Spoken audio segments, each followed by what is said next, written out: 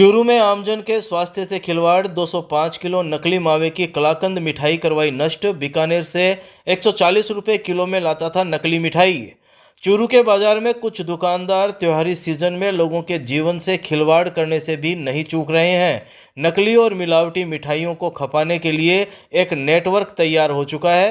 राज्य सरकार के शुद्ध आहार मिलावट पर वार अभियान के तहत खाद्य सुरक्षा टीम की चूरू के पंखा सर्किल के पास की गई कार्रवाई में बड़ा खुलासा हुआ है। बीकानेर से मिलावटी और नकली मावे से तैयार 140 रुपये किलो का कलाकंद लाकर यहाँ चूरू के दुकानदारों को 350 रुपये किलो में सप्लाई किया जा रहा है। इस नेटवर्क से जुड़े दुकानदार इससे और ऊंचे दामों पर आमजन को बेच देते हैं। चूरू की खाद्य सुरक्षा टीम ने पंखा सर्किल के पास स्वामी मावा और रसगुल्ला भंडार से इसे नकली मावे से बनी 205 किलो कलाकंद मिठाई नष्ट करवाई। इस मिठाई के सैंपल लेकर जयपुर प्रयोगशाला को भी भिजवाए हैं ताकि पता लग सके कि किन केमिकलों इत्यादि का इस्तेमाल करके इस मिठाई को तैयार करवाया गया।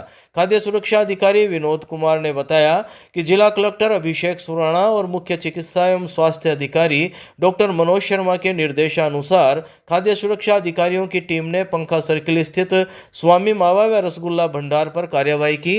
दुकान मालिक मनीराम ने बीकानेर से मिलावटी मिठाई मंगवाकर दीपावली पर दुकानदारों को महंगे दामों पर बेचने के लिए स्टोरेज करके रखी थी। उन्होंने बताया कि सैंपल की प्रयोगशाला से रिपोर्ट आने के बाद खाद्य सुरक्षा अधिनियम के अंतर्गत कार्रवाई की जाएगी। उन्होंने बताया कि खाद्य सुरक्षा विभाग द्वारा इस प्रकार की मिलावट और धोखाधड़ी के खिलाफ सख्त कार्रवाई आगे भी जारी रहेगी, जिससे त्योहारी सीजन में आमजन के स्वास्थ्य को सुरक्षित रखा जा सके। उन्होंने स्पष्ट किया कि यदि खाद्य पदार्थों की जांच रिपोर्ट अमानक पाई जाती है तो संबंधित विक्रेताओं के खिलाफ कठोर कार्रवाई की जाएगी। लोगों से अपील भी की गई है कि उनके आसपास भी यदि नकली खाद्य पदार्थ बेचा जा रहा है तो इसकी शिकायत खाद्य सुरक्षा टीम या मुख्य चिकित्सा एवं स्वास्थ्य अधिकारी को की जा सकती है। शुद्ध आहार मिलावटी वार अभियान जो है चल रहा है, प्रेक्षित योजना, इसके अंतर्गत श्रीमान जिला कलेक्टर अभिषेक जी सुराणा और मुख्य चिकित्सा एवं स्वास्थ्य अधिकारी मनोज जी शर्मा के निर्देश पर औचक निरीक्षण करके आज पंखा सर्किल चूरू में स्वामी मावा भंडार का निरीक्षण किया गया। निरीक्षण के दौरान इनके यहाँ जो है कलाकंद मिठाई के लगभग 205 किलोग्राम विभिन्न गत्ता पैकों में रखा हुआ है, वो उसके हमने सैंपल लिए हैं और प्राइमा फेसी जो है वो मावी का इमिटेशन है, इसलिए उसको जनित पे डिस्ट्रॉय करवा रहे हैं। तो सर, जिंदगी से सीधा सीधा खिलवाड़ है वो यहाँ किया जा रहा है, तो किस तरह की कार्रवाई है वो इसमें अमल में लाई जाएगी? नकली मावा से बनी मिठाई बता रहे हैं। अभी जांच के लिए हमने सैंपल सील्ड कर लिए हैं और ये प्रयोगशाला में जांच रिपोर्ट आने के बाद में किस किस तरह की जो है चीजें मिला के इसको बनाया गया है, अगर स्वास्थ्य को ये गंभीर रूप से नुकसान पहुंचा रहा, हानिकारक है, तो खाद्य सुरक्षा और मानक अधिनियम के अंतर्गत जो भी प्रावधान है उनके अंतर्गत कठोर कार्रवाई की जाएगी। कलाकंद को कहाँ खपाया जाना था, मतलब दीपावली? ये जैसा कि जो है मनीराम करके जो विक्रेता है जिनके यहाँ से मावा बरामद हुआ है, इनका ये कहना है कि ये बीकानेर से 140 रुपये किलो में इसको खरीदते हैं और आसपास के जो व्यापारी है उनको ये सप्लाई करते हैं, फिर वो इनको ऊंचे दामों पे। गांव झारिया में करंट की चपेट में आने से 25 वर्षीय युवक की मौत। पुलिस ने पोस्टमार्टम के बाद परिजनों को सौंपा शव। चूरू के गांव झारिया में बिजली के पोल की तार में आ रहे करंट की चपेट में आने से 25 वर्षीय युवक की मौत हो गई। परिवार के लोग 25 वर्षीय युवक को राजकीय भर्तिया अस्पताल लेकर पहुंचे, जहां चिकित्सकों ने युवक को मृत घोषित कर दिया। हादसे की सूचना मिलने पर अस्पताल चौकी से आए कांस्टेबल पूनम सिंह ने परिजनों से हादसे की जानकारी ली और मृतक के शव को अस्पताल की मोर्चरी में रखवाया। गुरुवार को दूधवाखारा पुलिस ने परिजनों से रिपोर्ट लेकर मृतक का पोस्टमार्टम करवाया। दूधवाखारा पुलिस ने दोपहर 2 बजे करीब बताया कि झारिया निवासी पंकज स्वामी ने रिपोर्ट दी कि उसका बड़ा भाई 25 वर्षीय नरेंद्र स्वामी बुधवार देर शाम खेत से घर लौट रहा था, तभी रास्ते में गांव के अंदर बिजली के पोल की तार में आ रहे करंट की चपेट में आ गया, जिससे नरेंद्र स्वामी की हालत बिगड़ गई। परिजनों ने निजी वाहन से नरेंद्र को अस्पताल के आपातकालीन वार्ड पहुंचाया, जहां चिकित्सकों ने युवक को मृत घोषित कर दिया। पुलिस ने गुरुवार दोपहर शव का पोस्टमार्टम करवाकर परिजनों को सौंप दिया। चूरू रेलवे स्टेशन से चाइल्ड हेल्पलाइन टीम ने किया 15 वर्षीय नाबालिग का रेस्क्यू। परिजनों की तलाश जारी। चूरू की चाइल्ड हेल्पलाइन टीम ने गुरुवार को चूरू रेलवे स्टेशन से 15 वर्षीय नाबालिग का रेस्क्यू किया है। नाबालिग लड़का कुछ भी नहीं बता पा रहा। चाइल्ड हेल्पलाइन टीम नाबालिग के परिजनों की तलाश कर रही है। चाइल्ड हेल्पलाइन के डिस्ट्रिक्ट कोऑर्डिनेटर पन्ने सिंह ने शाम 6 बजे जानकारी देते हुए बताया कि गुरुवार को चूरू आरपीएफ ने सूचना दी कि रेलवे स्टेशन पर खड़ी मालगाड़ी के गार्ड डिब्बे में एक 15 वर्षीय नाबालिग चढ़ने का प्रयास कर रहा था। सूचना पर पहुंची चाइल्ड हेल्पलाइन की टीम ने नाबालिग का रेस्क्यू किया और उसकी ऑफिस लाकर काउंसलिंग की, लेकिन नाबालिग काउंसलिंग में कुछ भी नहीं बता पाया। वह कहां से आया है, उसका नाम क्या है, वह कुछ भी बताने में असमर्थ है। टीम ने उसका स्वास्थ्य परीक्षण करवाकर बाल कल्याण समिति के समक्ष पेश किया।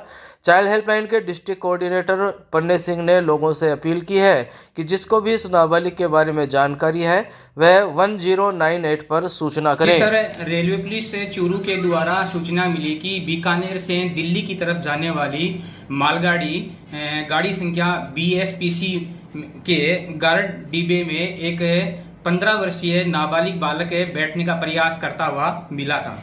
ये सूचना मिलने के बाद चाइल्ड हेल्पलाइन की टीम मौके पर पहुंची और बालक को रेस्क्यू कर चाइल्ड हेल्पलाइन ऑफिस लाया गया और बालक को अच्छे माहौल में ला करके काउंसलिंग करने का पूरा प्रयास किया गया, लेकिन बालक कुछ भी नहीं बता पा रहा है। और इसके बाद नाबालिग बालक का स्वास्थ्य परीक्षण करवाया गया है और अब बालक को बाल कल्याण समिति चूरू पेश किया जाएगा। जी सर, चाइल्ड हेल्पलाइन के द्वारा बालक के परिजनों का पता लगाने का पूरा प्रयास किया जा रहा है।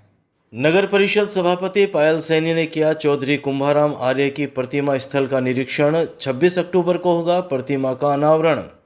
चूरू के अंबेडकर सर्किल के पास 26 अक्टूबर 2024 को चौधरी कुंभाराम आर्य की प्रतिमा अनावरण एवं श्रद्धांजलि सभा का आयोजन किया जाएगा। इस कार्यक्रम की पूर्व तैयारी को लेकर नगर परिषद सभापति पायल सैनी ने प्रतिमा स्थल का निरीक्षण किया। इस दौरान सभापति पायल सैनी ने मौके पर ही कार्मिकों को बुलाकर मूर्ति स्थल तथा आसपास के स्थानों पर माकूल व्यवस्था के निर्देश दिए। इस दौरान भारतीय किसान यूनियन के जिला अध्यक्ष रामरतन सिहाग भी मौजूद रहे। सभापति पायल सैनी ने बताया कि शनिवार सुबह 11 बजे होने वाले मूर्ति अनावरण कार्यक्रम के मुख्य अतिथि राजस्थान प्रदेश कांग्रेस कमेटी के अध्यक्ष गोविंद सिंह डोटासरा और सांसद राहुल कसवा होंगे। कार्यक्रम की अध्यक्षता नगर परिषद सभापति पायल सैनी करेगी। उन्होंने बताया कि चौधरी कुंभाराम आर्य चूरू के प्रथम विधायक और देश के बड़े किसान नेता रहे हैं। इस दौरान सभापति ने आमजन से अधिक संख्या में पहुंचकर कुंभाराम आर्य को श्रद्धांजलि अर्पित करने की अपील की। भारतीय किसान यूनियन के रामरतन सिहाग ने बताया कि कार्यक्रम में जिले के समस्त विधायक, जनप्रतिनिधिगण और आम नागरिक मौजूद रहेंगे। उन्होंने बताया कि नगर परिषद सभापति पायल सैनी के सहयोग से इस प्रतिमा स्थल के लिए स्थान चिन्हित कर भूखंड आवंटित हो सका। खुशी की बात है, चूरू नगर परिषद मंडल के द्वारा कुंभाराम जी आर्य जो किसानों के मसीहा के नाम से जाने जाते हैं, उनकी जो मूर्ति है उसको यहाँ पर आज यहाँ पर लगाई जा रही है और नगर पालिका के मंडल के द्वारा हमारे कांग्रेसी पार्षदगणों के द्वारा ये एजेंडा बहुमत से पास करके और ये जो बेहद ही कीमती जगह है, इस जगह के ऊपर कुंभाराम जी मूर्ति लगाने के लिए जो ज़मीन दी थी, आज उस ज़मीन का अवलोकन किया है और कुंभाराम जी आर्य जी की जो मूर्ति है वो मूर्ति भी आज यहाँ पर प्रतिमा स्थल पर आ गई है और आप देख पा रहे हैं कि मूर्ति लग भी चुकी है। आगामी 26 तारीख को इस मूर्ति का अनावरण होने जा रहा है, जिसमें हमारे प्रदेशाध्यक्ष गोविंद सिंह डोटासरा जी, हमारे MP साहब राहुल कसवा जी, हमारे चूरू से विधानसभा प्रत्याशी रफीक जी मंडेलिया साहब और समस्त जिले के जो विधायकगण हैं वो आ रहे हैं और इस मूर्ति का अनावरण करेंगे। सम्मानित विधायक जी को हमने पूरे चूरू जिले के सभी विधायकगणों को बुलाया है और उसमें जो हमारे जो चूरू के विधायक साहब हैं उनको भी हमने सबसे पहला न्योता जो है उन्हीं को दिया है। जिला कलेक्टर अभिषेक सुराणा ने कलेक्ट्रेट में ली जिला स्तरीय बाल श्रम टास्क फोर्स की बैठक, अधिकारियों को दिए निर्देश। चूरू जिला कलेक्टर अभिषेक सुराणा ने कहा है कि बाल श्रम किसी भी सभ्य समाज के माथे पर एक कलंक है। बाल श्रम की रोकथाम के लिए हम सभी को गंभीर प्रयास करने चाहिए। जिला कलेक्टर गुरुवार शाम करीब 5 बजे कलेक्ट्रेट के DUIT BC कक्ष में आयोजित जिला स्तरीय बाल श्रम टास्क फोर्स की बैठक में अधिकारियों को संबोधित कर रहे थे। उन्होंने इस मौके पर उपखंड अधिकारियों से कहा कि वे स्वयं अपने अपने क्षेत्र में चल रहे ईंट भट्टों और बाल श्रम की आशंका वाले कार्यस्थलों का आकस्मिक निरीक्षण करें और प्रभावी कार्रवाई करें। बाल श्रमिक पाए जाने पर उनका समुचित पुनर्वास करवाएं।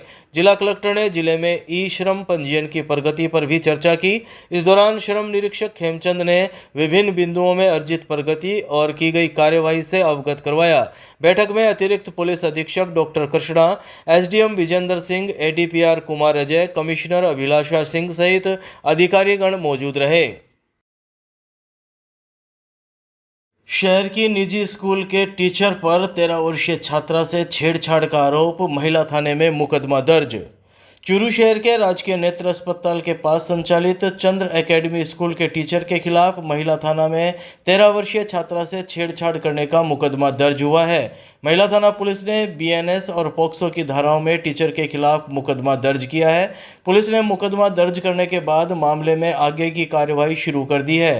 पीड़िता छात्रा के साथ महिला थाने पहुंची उसकी मां ने रिपोर्ट दी कि उसकी 13 वर्षीय बेटी चंद्र एकेडमी विद्यालय में अध्ययनरत है। इस स्कूल का अध्यापक उसकी बेटी के साथ कई दिनों से गंदी और गलत हरकतें कर रहा था। 19 अक्टूबर 2024 को स्कूल के अध्यापक ने गलत नियत से उसका हाथ पकड़ा और ऑफिस में ले जाकर गंदी हरकतें की।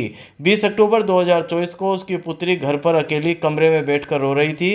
तब बार बार पूछने पर भी उसने बताने से इनकार कर दिया। आश्वासन देने के बाद उसकी बेटी ने सारी बातें बता दी, लेकिन अगले दिन स्कूल जाने के लिए मना कर दिया। तब छात्रा की मां ने आरोपी अध्यापक को स्कूल में जाकर उल्हाना दिया तो उसने कहा कि जो मन में आए वह कर लेना। उस पर पहले से ही काफ़ी मुकदमे चल रहे हैं। मामले की तफ्तीश महिला थाना अधिकारी करतार सिंह के द्वारा की जा रही है। दिनांक 24/10 को अपने चूरू शहर की पीड़िता ने थाना पर उपस्थित आकर प्रार्थना पत्र दिया कि वो एक निजी स्कूल में शिक्षा ग्रहण कर रही है।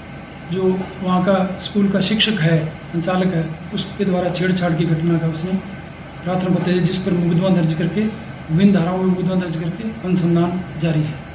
पुलिस के द्वारा इसके पीड़िता के बयान फिर इसके कोर्ट में बयान कराए जाएंगे। घटनास्थल का निरीक्षण करके साक्ष्य जुटाए जाएंगे। उसके बाद कानूनी कार्रवाई